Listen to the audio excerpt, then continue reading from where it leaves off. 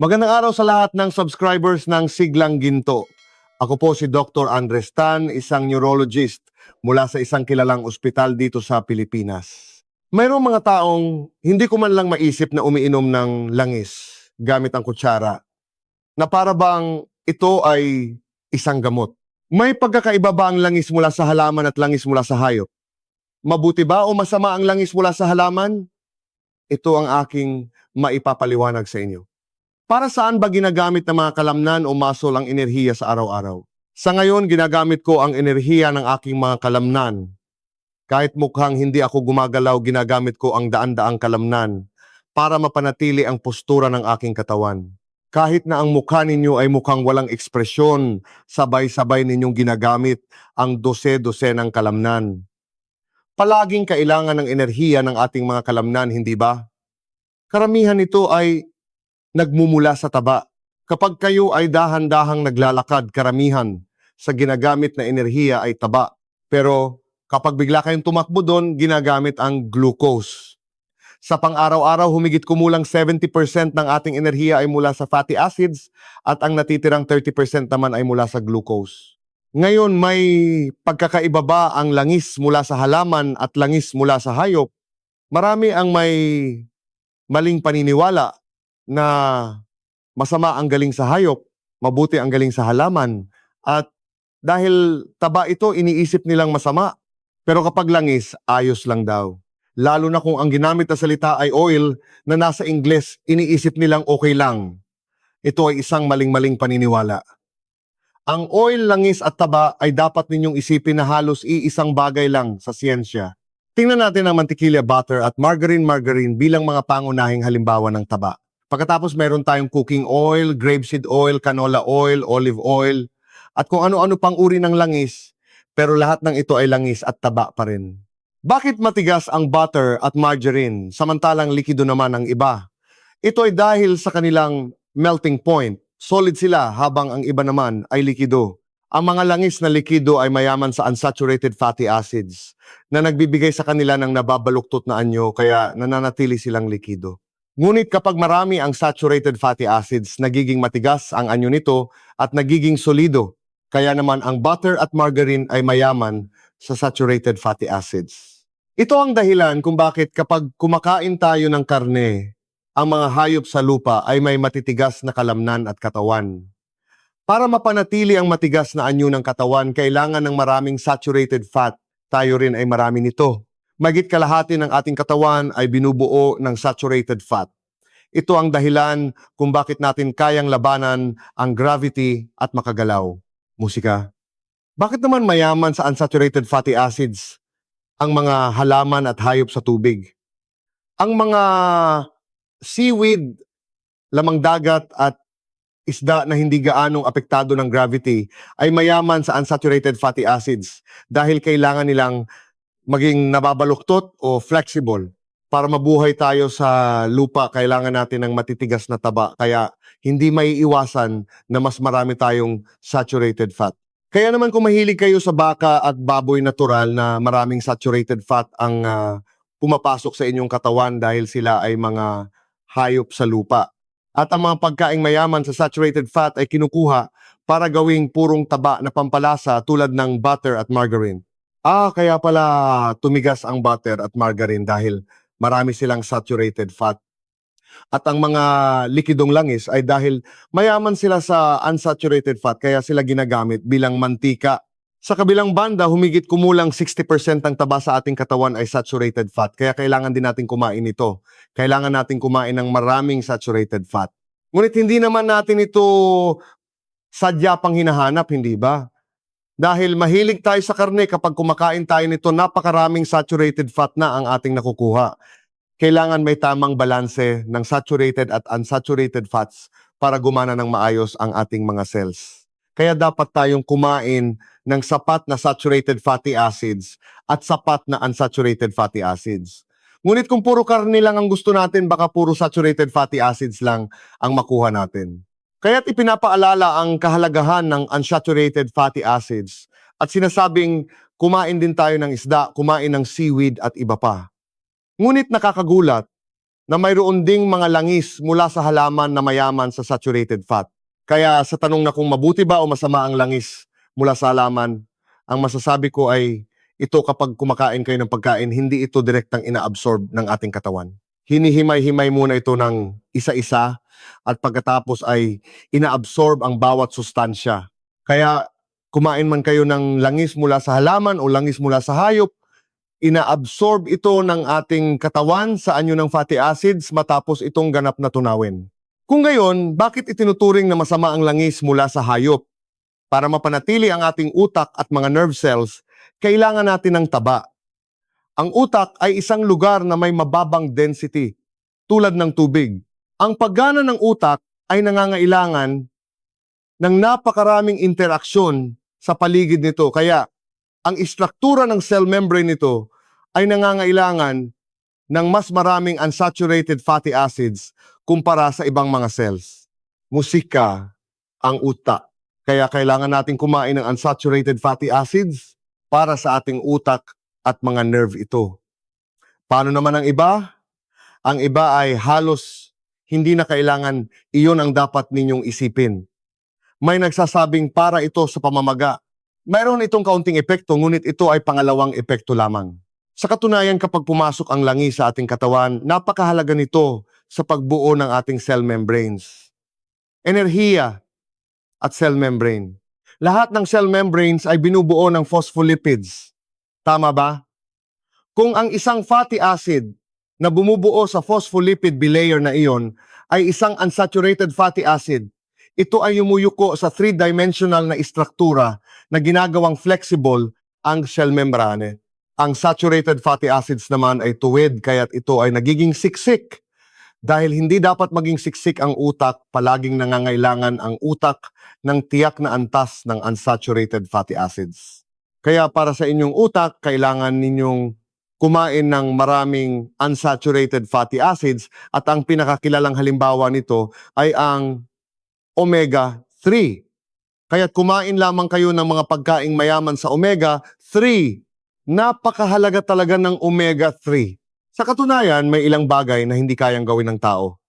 Ang mga tinatawag na bitamina ay itinuturing na essential nutrients dahil bagamat may mga hayop na kayang gumawa ng bitamina, hindi ito kaya ng mga tao. At ang mga amino acids na hindi natin kayang gawin ay tinatawag na essential amino acids. Ang ibig sabihin nito ay hindi na ito ginagawa ng katawan sa proseso ng ebolusyon. Bakit hindi na ito ginagawa? Dahil napakadali itong makuha mula sa pagkain. Ibig sabihin sa halip na mahirapang gumawa, mas madali kung kukunin na lang sa pagkain. Iyon ang mga essential nutrients. Tulad ng nabanggit ko, ang omega-3 ay isang napakahalagang sangkap sa utak, kaya't dapat itong kainin para mapanatili ang paggana ng mga nerve sa utak.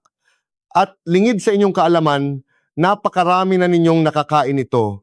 Ang mga Pilipino ay mahilig sa isda, hindi ba? Napakaraming unsaturated fat ang taglay nito. Kaya kung titingnan ninyo ang inyong karaniwang pagkain kapag kumakain kayo ng sariwang isda tulad ng kinilaw at iba pa, napakarami na ninyong nakukuhang sariwang unsaturated fats. Hindi ko talaga lubos maisip, pero may mga taong umiinom daw ng langis gamit ang kutsara. Ito ay isang napakamaling gawi sa pagkain. Maging ito man ay langis mula sa halaman o hayop, hindi ito maikukumpara sa omega-3 na taglay ng mga halamang dagat o isda. Pareho silang mga halaman at hayop sa lupa, hindi ba? Upang mabuo ang kanilang sariling anyo, mayroon silang malaking bahagi ng saturated fat. Ang mga sangkap na mayaman sa omega-3 ay ang mga nabubuhay sa tubig tulad ng nabanggit ko. Hindi ito ganong karami sa mga nilalang sa lupa, kaya't ang sadyang paghahanap at pagkain ng langis mula sa mga halaman o hayop sa lupa ay hindi gaanong magandang gawain sa aking palagay. Para sa mga taong tulad ng mga Pilipino na mahilig sa isda at pagkaing dagat, sapat na dami ng omega-3 na ang pumapasok sa katawan. Ang langis na ginagamit sa pagluluto ay mayroon ng tiyak na bahagi ng unsaturated at saturated fats. Kaya hindi na kailangang paghiwalayin pa ang mga ito. Ang mismong gawain ng pag-inom ng purong langis ay hindi gusto ng ating katawan. Ayaw ng ating katawan na purong langis lang ang pumapasok. Nararamdaman nating masarap ang isang bagay kapag bukas ang ating tiyan at hindi tayo nagkakaroon ng problema sa panunaw, kaya't ang pag-inom ng isang kutsarang langis na ginagawa ninyo dahil sa pag-aakalang ito ay gamot ay isang pagkakamali. Ito ay sustansya lamang, hindi ito gamot. At dahil sa inyong maling paniniwala, ang pagkonsumo ng mga purong sangkap na ito ay isang hindi magandang gawi na maaaring magdulot ng iba't ibang side effects. Isa sa mga maling akala ninyo ay tungkol sa omega-3 at omega-6. Ang omega-6 ay hindi gaanong mabuti para sa katawan. Ginagamit ng ating katawan ang omega-6 bilang tagapagdala ng signal para sa pamamaga. Pareho silang fatty acid, ngunit iyon ang itinalagang gawain nito sa ating katawan. Ikaw maging tagapagdala ka ng signal para sa pamamaga. Kaya't kung kumain kayo ng maraming omega-6, tataas ang inyong chronic inflammation. Ito ay suportado ng napakaraming siyentipikong pag-aaral. May mga langis din na mayaman sa omega-6. Kaya't ang pagkain ng maraming omega-6 ay hindi tamang gawain. Ang pinakatamang gawain ay ang pagkain ng maraming omega-3 na karaniwang tinatawag na DHA at EPA. Ang totoo, hindi gaanong mataas sa omega-3 ang olive oil, musika. Ngunit hindi rin ito mataas sa omega-6. Kaunti ang taglay nitong mabuti at kaunti rin ang taglay nitong masama. Tawa. Pero ang porsyento ng unsaturated fat nito ay mataas kumpara sa ibang langis. Iyon lang ang magandang punto na binabanggit. Ang mga taong nagsasabing maganda ang olive oil ay sasabihing, hindi ba't mababa ito sa omega-6? Oo, pero mababa rin ito sa omega-3. Kung ikukumpara sa ibang langis, hindi rin ito ganoon karami sa omega-3. Kaya sa totoo lang, hindi na kailangang hanapin at piliin ang olive oil para sa siyentipikong benepisyo nito. Gayunpaman, dahil sinasabing mas mataas sa omega, 6 ang ibang langis, maaring isipin ninyo na maaari itong magdulot ng pamamaga. Ngunit sa aking palagay, ang ratio ng omega-3 at omega-6 sa mga langis tulad ng soybean oil at corn oil ay nasa maayos na antas na. Ang langis ay ginagamit ng kaunti para lamang magdagdag ng lasa, kaya sa tingin ko ay hindi na kailangang uminom pa nito ng hiwalay. Marketing lang yan sa tingin ko. Malinaw na may napakaraming producer ng langis sa buong mundo. At dahil ang merkado ng langis ay isang napaka-kompetitibong merkado, napakaraming uri nito, kailangan nilang i-highlight ito sa pamamagitan ng marketing. Kaya nagsimula silang bigyang diin ang mga sangkap nito at sabihin sa inyo ang tungkol sa unsaturated fat at omega-3. Kaya para sa akin, hindi ito ganoon kahalaga para pagkaabalahan ninyo. May mas mahalagang isyu sa kalusugan na dapat ninyong pagtuunan ng pansin. Ang inyong pangangatawan timbang at ehersisyo ay mas mahalaga. Kahit kung talaga nag-aalala kayo sa inyong kalusugan, mag-ehersisyo kayo, kumain ng tamang dami ng calories at huwag ninyong masyadong problemahin ang mga maliliit na bagay na tulad nito. Kapag mataas ang kolesterol, umiinom ng omega-3 at bumababa ang kolesterol. Dahil dito nagkakaroon ng hindi siyentipikong pag-aakala at maling lohika na siguro pumupunta ang magandang langis na unsaturated fatty acid sa lugar kung saan may kolesterol at nililinis ito. Ito ay isang malaking kalokohan. Walang proseso kung saan ang langis ay nagtataboy ng kolesterol. Gayunpaman, kapag pumasok ang magagandang langis tulad ng omega-3, bumababa ang LDL cholesterol at bahagyang tumataas ang HDL cholesterol. Ngunit hindi ito direktang epekto. Dahil ang atay ang gumagawa ng kolesterol at taba, nababawasan ang bigat sa atay, kaya't bahagya nitong binabawasan ang paggawa ng kolesterol. Kaya hindi dapat isipin na umiinom kayo ng omega-3 para magpababa ng kolesterol. Oo, binibigyan ng doktor ng omega-3 ang mga taong kailangang magpababa ng kolesterol, ngunit hindi ito bumababa, ngunit hindi iyon ang pangunahing layunin. Dapat ninyong malaman na kailangan ang omega-3 para sa kalusugan ng inyong utak at mga nerve. Ang pangunahing epekto ng omega-3 ang numero 1 at pinakamalaki ay ang pagpapanatili ng maayos na paggana ng mga nerve.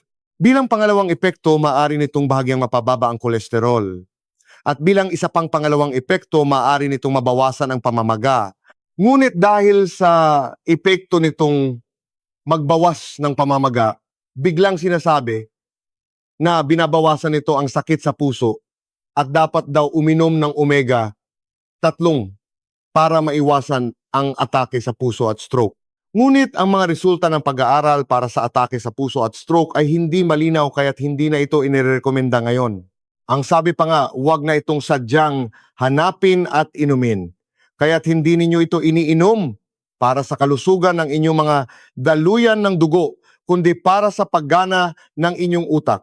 Dapat nating isipin ang pinakamahalagang gamit nito, hindi ba?